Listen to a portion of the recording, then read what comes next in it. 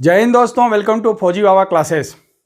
Today I have come with a very interesting, important and useful topic of engineering.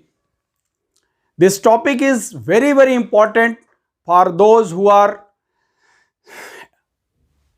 connected with either manufacturing, repair, maintenance of any type of mechanical equipment.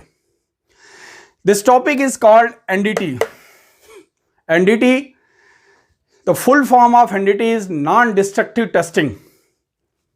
Few of us who are working in the field of NDT, repair or maintenance, they might be aware, or some of us might have learnt about this topic. But so this topic is going to be very useful to all those who are working in the field of engineering. So pay attention and watch this video till last.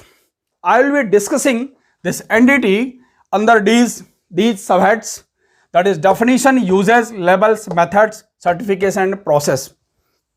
By name itself you can understand what I am going to deliver. What is the definition of NDT? First of all, let us see. The process or method or technique of finding out defect or discontinuity or abnormality of a material without destroying or destructing its shape or property. By name itself, non-destructive means without damaging, without destructing.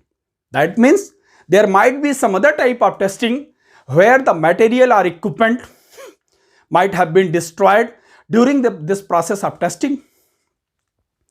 Why this testing is required? Because so that you could come to know before any defect arises, before a failure. So let us see what is this NDT. What are the uses? As in the introduction itself I have told you, this is purely used in the field of manufacturing, repair and maintenance. Means if some factory is producing some sort of mechanical equipment, during the process of manufacturing, this NDT is useful or required or used. When this item is manufactured, that post manufacturing, before delivering also, this NDT is utilized.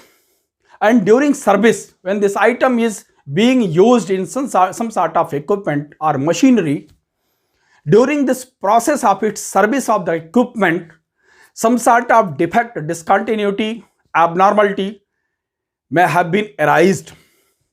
So by technique of this, various techniques of this NDT, our aim is to find out or detect that defect or discontinuity before it causes a failure in that equipment or machinery. Next is labels. There are three various levels of NDT, level 1, 2, 3, which I will be discussing in the subsequent audios, and the another one is methods.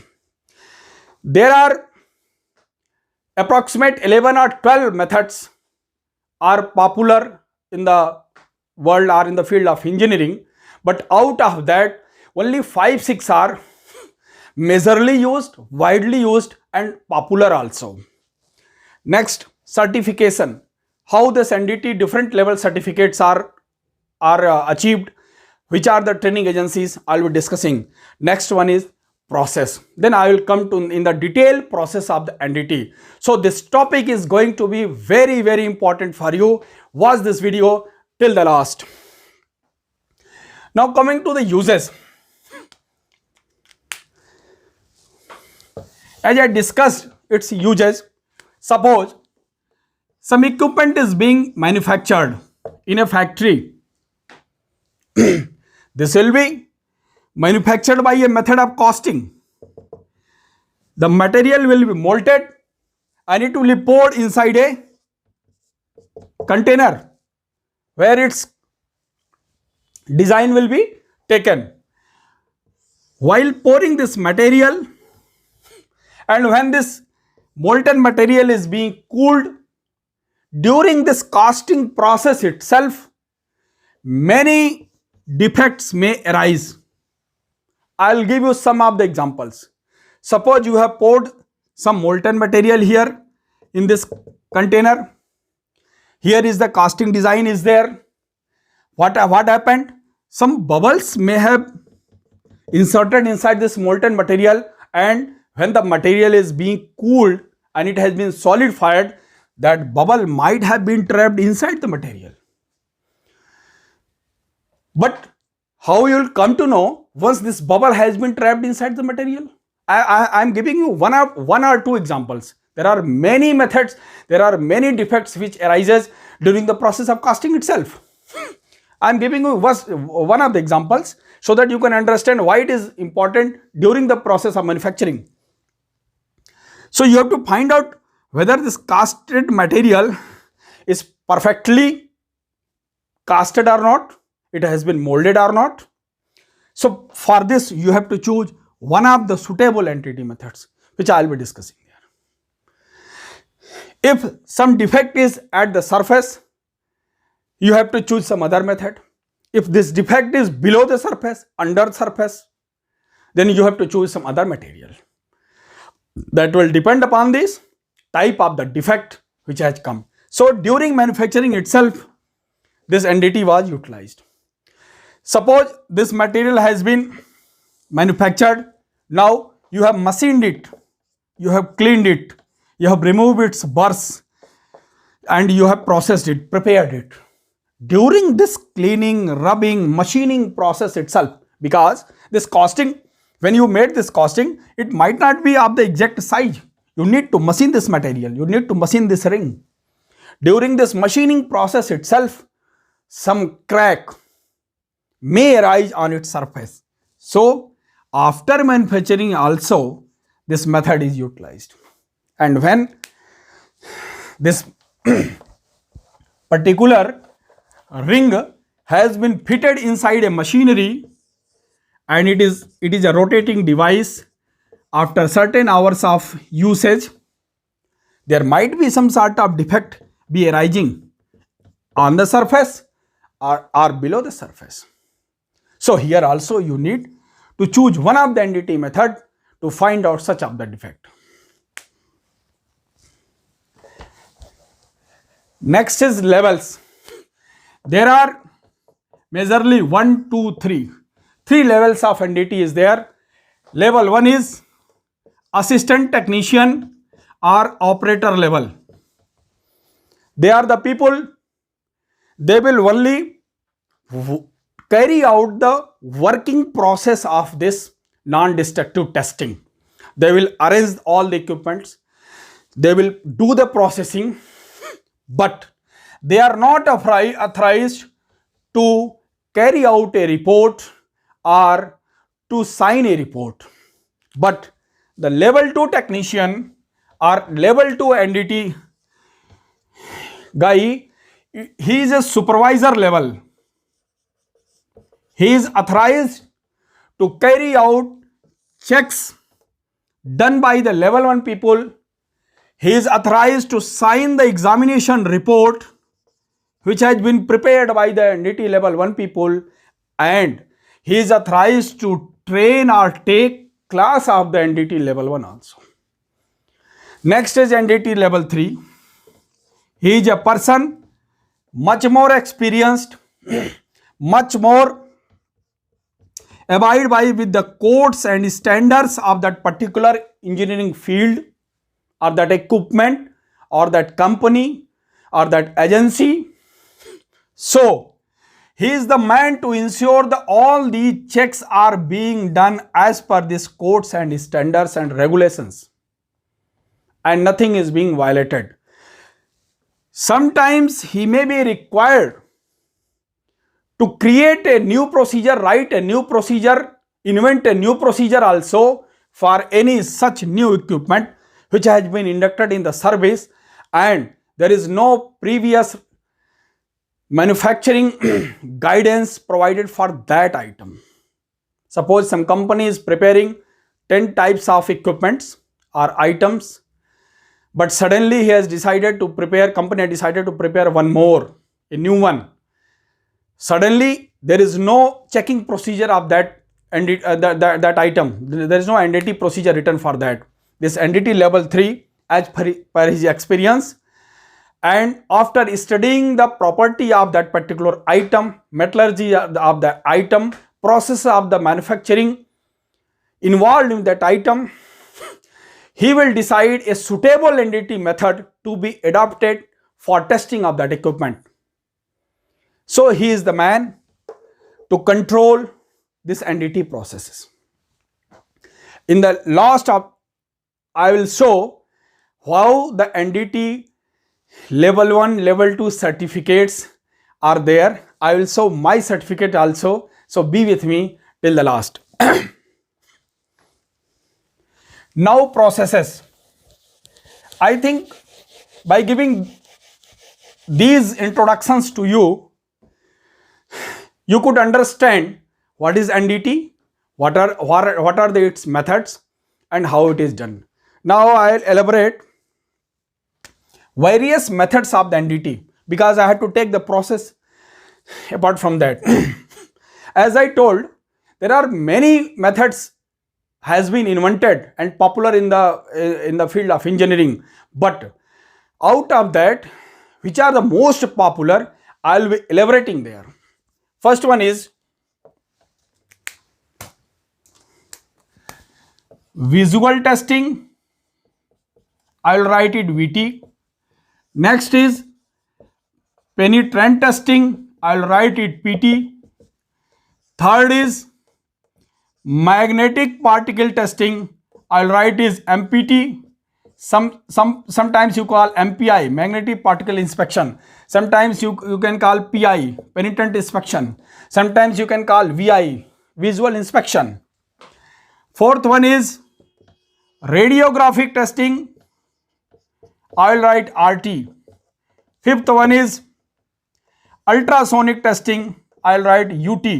Sixth one is ED current testing. I will write ECT.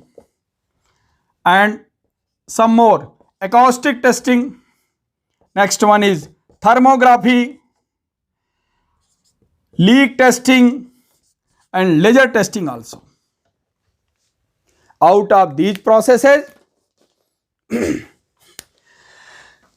these are the most important methods: penitent testing, magnetic particle testing, radiographic testing, and ultrasonic testing. These are the most popular and important methods which are in the practice in the field of manufacturing. So let us go one by one and let us go in the detail.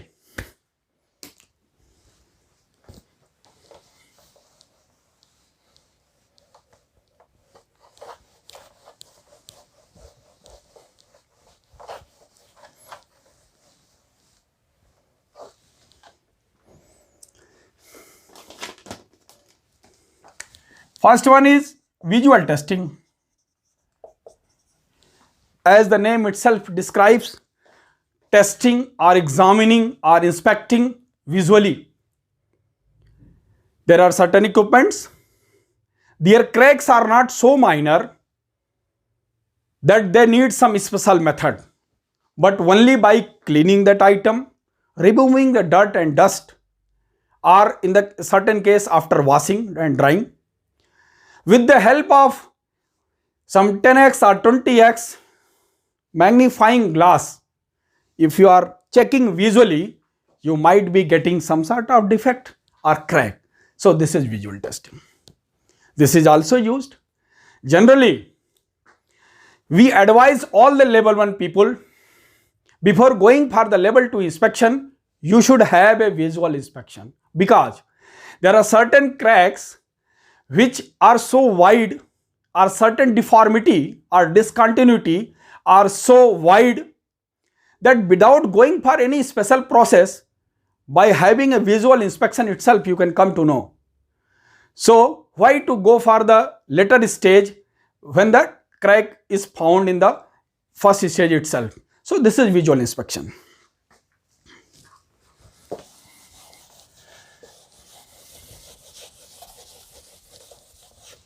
Coming to the most important method, that is penetrant inspection, penitent testing, penitent examination, or anything. I will explain in detail. I will elaborate it. All the interested people should watch it very religiously and very sincerely, because each and every data, each and every term utilized in this process has got some significant meaning. Penitent testing. What is the penitent testing? Penitent is a material, it is a liquid material which has certain property to penetrate inside minor cracks. The penitent is manufactured with the help of some such chemicals which has got some special properties, some special viscosity, some special density, some special characteristic towards temperature. So they are selected in such a way that when they are poured over a material having a crack, they seep inside these minor cracks. Here they utilize the property of capillarity. All the students of the physics, they definitely they have come to across with this term capillarity. What is the capillarity? Let us see. Suppose there is a liquid kept in this container and I have inserted a very fine, very thin tube which is called capillary. Capillary means hair-like. Its thickness is approximate like hairs or little bit more. So this is called capillary tube. I have inserted this capillary tube. Now the level of liquid will rise in this tube. This property of rising the level of the liquid inside this capillary tube is called capillarity. Again, this height of this liquid which I have risen up inside the tube will depend upon many factors: property of this liquid, density of this liquid, viscosity of this liquid, and cohesive and adhesive forces acting between this tube and the water or liquid. For example, if this liquid is water, it will rise.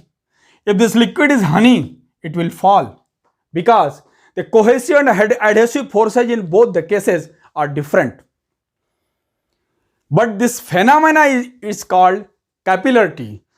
This phenomena only is being utilized in the field of non-destructive testing and this one, penitent testing. How it is taking place? Let me tell. This is the crack.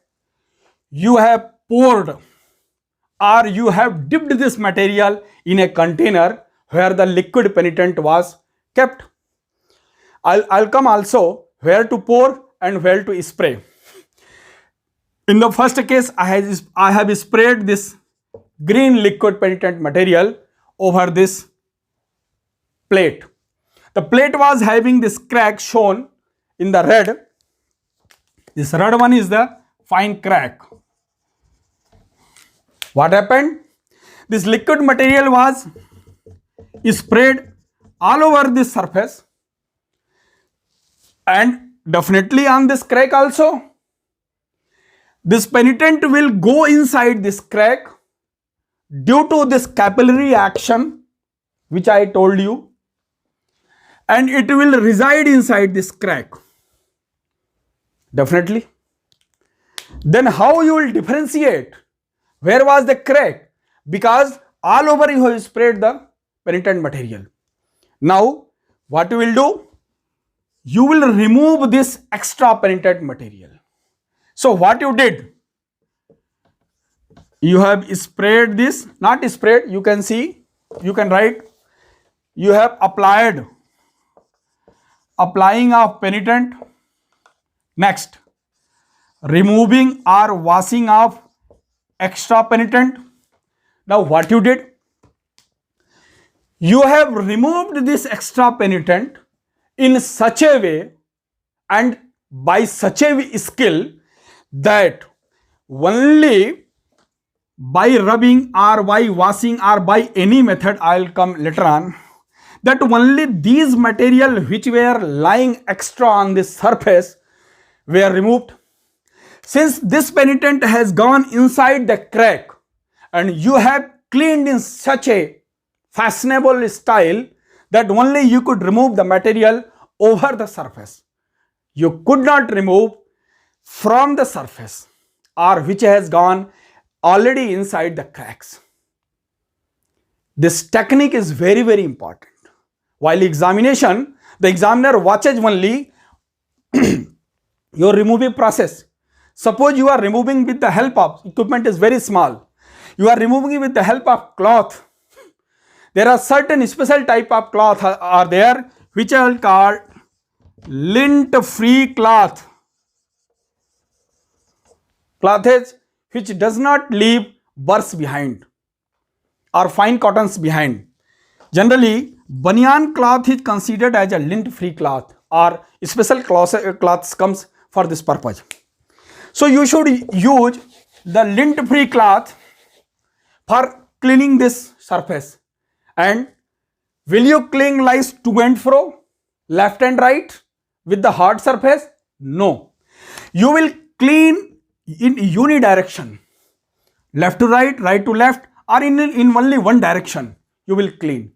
Every after rubbing, remove that cloth, bring a new one surface and clean it. Because if you are cleaning with the same portion, again the penitent will keep on rubbing and going. It will not be cleaned. So this cleaning process needs a very skill which comes by training and by practice also. With the help of lint free cloth, you could remove this extra material, extra penitent. But these penitent which were gone inside the crack are there. Now the time has come to find out where these cracks are there, because the cracks are so fine you could not find in the visual inspection with the naked eye. That's why you went for the next level checks. In this case, what you have to do, you use some material which is called developer. You spray some developer here. This developer, what it does, developer are nothing but like telecom chalk powders. When you spray these developers, here you have already removed the penitent. The developer will do nothing good here, but once this developer has been poured over this crack, this does the blotting action. You know the blotting paper? You put one very fine drop of ink and it spreads. Like this blotting action. For example, if you put chalk powder near the ink, what happens? This chalk powder sucks the ink and it spreads.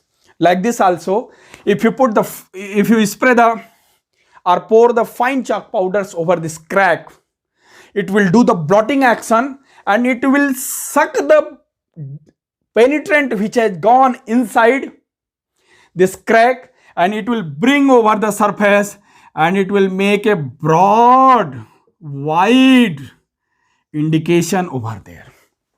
Suppose your penitent was red.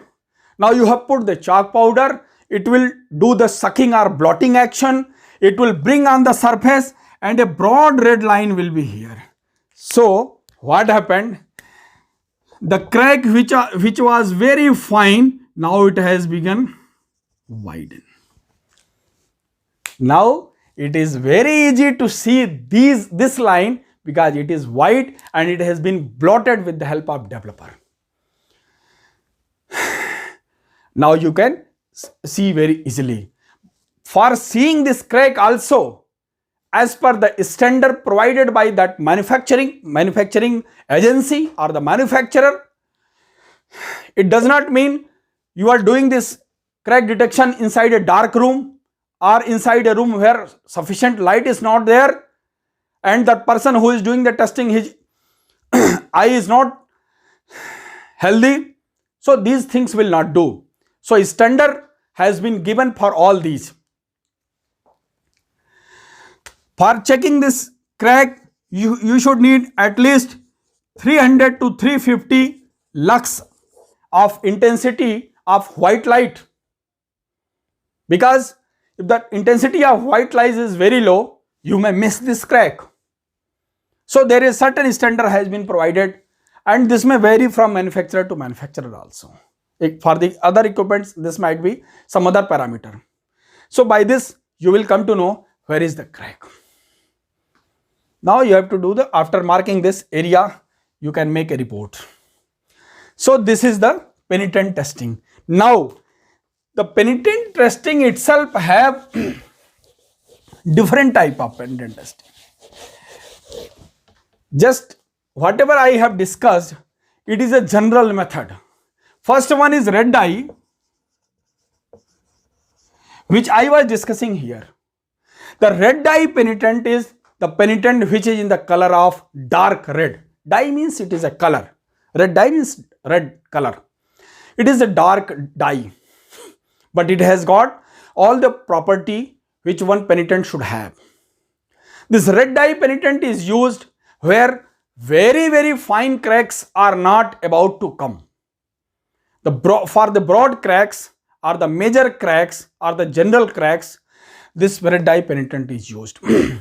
This red dye penitent testing is fast, less expensive, and it is a fast result giving also.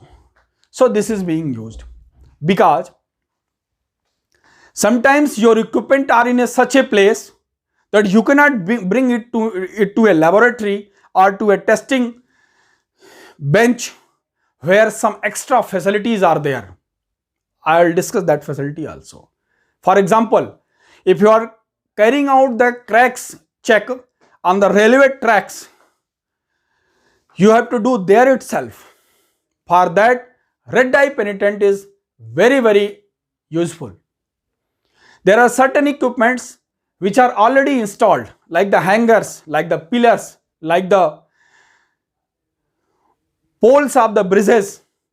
You cannot remove and you cannot bring to a test bench. You cannot put inside a container. You have to use the red dye. So this red dye method is very important and being utilized widely in the field of manufacturing. Now coming to the next one, that is fluorescent penitent testing. This is also a subtype of penitent testing only, but here in place of red penetrant, you are utilizing fluorescent penetrant. What is the fluorescent? All these science students know. Fluorescent is a material which glows in the presence of ultraviolet light. This material absorbs energy from the white light and in the dark they glow. That is a fluorescent material. Like that radium watches, like some of the signing boards, there are the fluorescent material. So the requirement has arises in some sort of equipments in the field of engineering, manufacturing or maintenance, where such a fine cracks or the cracks in the range of microns arises by the property of the material. The material is so strong that no wide crack comes. Very rarely very fine cracks come. So, and the design of that material is such a way that it is not so easy by putting a simple dye penetrant testing and removing and cleaning this. So for that, the detailed checks, for the later stage check, for the minor cracks, this fluorescent penitent testing utilized. The principle remains same. It also works on the principle of capillarity only, having all the qualities and properties of the penitent material. But what happens? Sometimes you have a container, you have a fluorescent penitent liquid here, you are dipping that particular equipment here, or you are hanging the equipment here for a certain period. The timing is also very important. If you put it for the larger period, the result may vary. If you put it for the very small period, result may vary, because according to the property of that surface, quality of that surface, design of that surface, property of that material, property of the penitent you have selected, the seeping out time of penitent inside the crack may vary. So you have to give such a definite time, which may come by practice or by maybe provided by the manufacturer. That is by practice also, that sufficient time is given to that penitent to seep inside the crack. Suppose your equipment is such in a odd character. You have a gearbox. It is in such a complex shape. You have just dipped and you have taken out. You have not provided sufficient time the penitents to go inside all its designs, pores, cores or holes. So you may miss the result. So that sufficient time is given. The time is decided by that manufacturing agency, or in the manual itself it is being provided. After giving sufficient time, you have removed this ring. Now again you have to do the same thing. You have to wash it. Here your process of cleaning with the lint free cloth will not work. It may or may not work depending upon the design, size, quantity of that component. So sometimes you have to choose the washing of this penitent. You may wash with the help of water or emulsifier. Emulsifier is nothing but it is a type of liquid having the saponification action. It will work like a soap.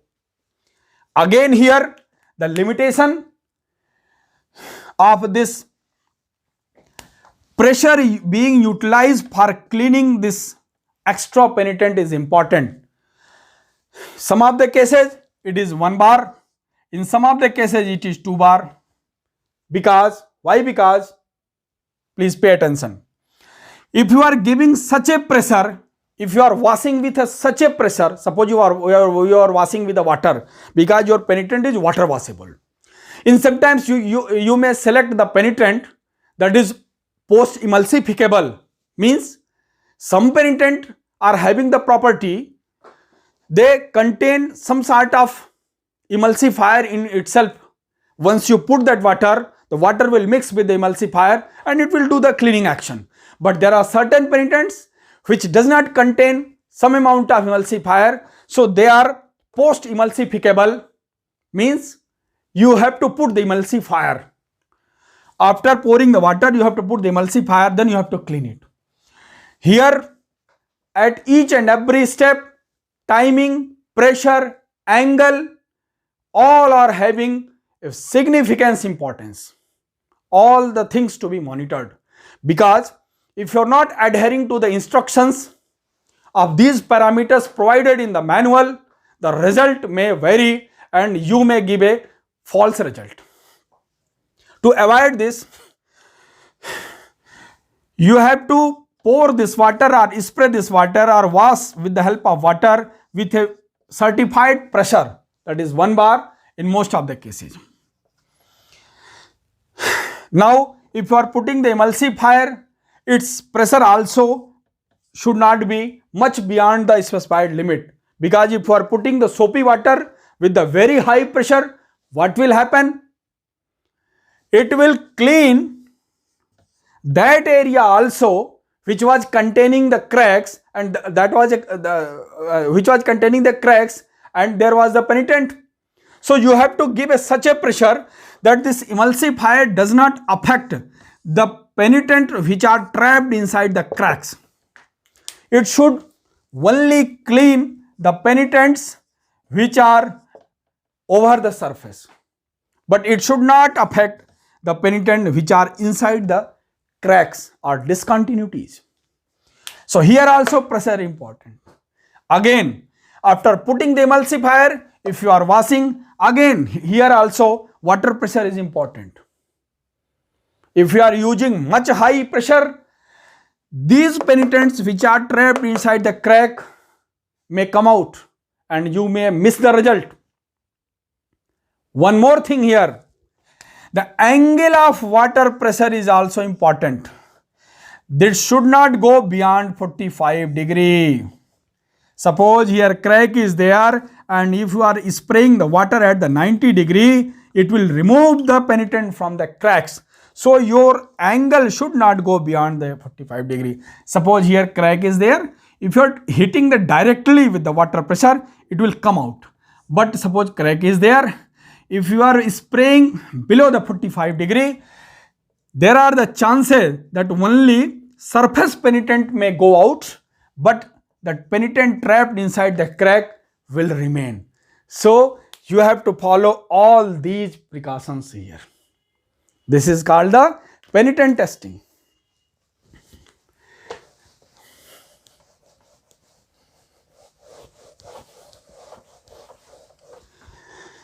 In the beginning itself, I have told in this sub method of penitent testing, you have chosen your penitent which is of a fluorescent nature. The fluorescent material absorbs the light, and when there is a dark, it will glow. Now again, this was a plate. It was having a crack here. After doing all the things, the penitent is trapped here. You have removed all these penitents by washing, by cleaning with the help of emulsifier or water or so. Now this is the time to find out the crack. So this testing is carried out inside a dark room. You will be surprised, and the question may arise in your mind that how I will check the crack in the dark. Yes, because this fluorescent material is of fluorescent nature, and as you put the UV light torch, it will glow like anything, and very easily you can come to know where is the crack. Now put a mark there. Here also the intensity of UV light is given. In the most of the cases, it should have 1500 microwatt per centimeter square intensity should contain, because if your UV light is not giving sufficient energy, then how it will glow, or it may glow less. This is also called the black light. Those who are remembering this VibGear, this is VibGear. Violet is having the most energy because its frequency is highest. If you come from red to violet, the frequency is highest. Before violet, it is ultraviolet. That means the energy of ultraviolet light is much more than the violet light. So this should have a sufficient energy of at least 1500 microwatt per centimeter square. Again, it may vary in certain case, and it may depend upon the codes and standards provided by some other manufacturer. So by putting the ultraviolet light, you can come to know where is the crack. This liquid penitent method is being used in most of the manufacturing process, and especially in the field of defense also it is being used. Here, when you read this manual of this particular method of that particular manufacturing company, Many other conditions are there. This ultraviolet light should be switched on before 15 minutes. The person who is carrying out the penetrant testing should have a goggles which may filter the ultraviolet light. You should use all these other precautions also. So this is the general idea given about, and I have given the principle of this penetrant testing, but the person who is carrying out this job should go through the manual or codes or standards or guidance provided by that particular agency. Here there are certain health precautions are there. This penetrant should not go inside your body, so you should use always gloves. When you are putting the developer or emulsifier or penetrant, you should use respiratory mask. When you are carrying out the inspection, you should use goggles for the protection of UV light. In no case this UV torch should be pointed out towards anybody or anybody's eyes. All these precautions you should take while carrying out this liquid penetrant inspection. The next method I will be taking in the next class, that is radiographic testing. That will be a very, very interesting topic, because most of us are aware that X-ray is a very important phenomena, because most of us might have encountered with the medical X-ray which we go and get it carried out on a pathology. But you will be surprised, like the X-ray being carried out on a human body, this X-ray is being utilized in the field of NDT to carry out and to find out different types of cracks, discontinuities, dislocations, shapes, or for deciding many other parameters also. In the next class, I will be taking radiographic testing, and I am sure that will be a very, very interesting and important topics. In that topic, I will take both the methods of radiographic testing, that is X-ray radiography and radiography with the help of isotopes. So watch the next video. Jai Hind.